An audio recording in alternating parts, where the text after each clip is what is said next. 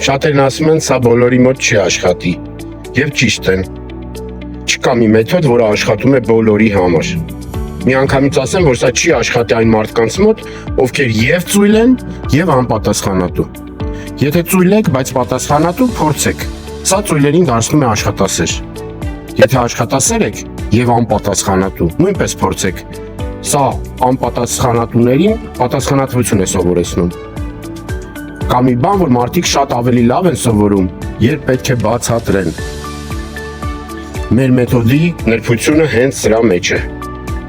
Ոմանք կասեն, սա ժամանակատար է, բայց իրականում ժամանակ է խնայում, քանի որ մարդը հասկանում է, ոչ թե անգիրանում։ Միգուցե դժվար է կամ անսովոր, բայց հաստատ ժամանակատար չի։ Ոմանք էլ ասում են, երեխան չի ցանկանա սովորեցնել կամ ամեն մարդ չի կարող սովորեցնել։ Եթե ճիշտ ներկայացնես, նա դա կընդունի որպես խաղ կամ պատասխանատվություն, իսկ մեծերի համար ընդունեք որպես չելենջ։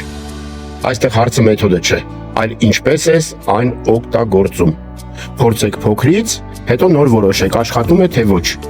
Կյանքում ինչ-որ մեկին, եթե որևէ բան եք սովորեցրել, ինձ լավ կհասկանաք։ Լավագույն ձևը հասկանալու աշխատում է թե ոչ, փորձելն է։